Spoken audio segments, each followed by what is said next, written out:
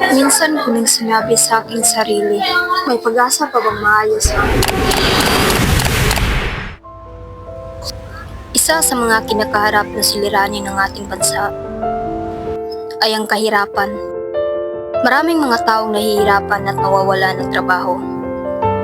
Mga taong kayod ng kayod ngunit kulang pa rin ang sahod na nagreresulta ng isang kahig, isang tuka.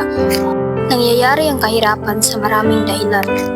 Kabilang na dito ang kawalan ng karunungan, korupsyon, at kawalan ng pagkakataong makahanap ng trabaho.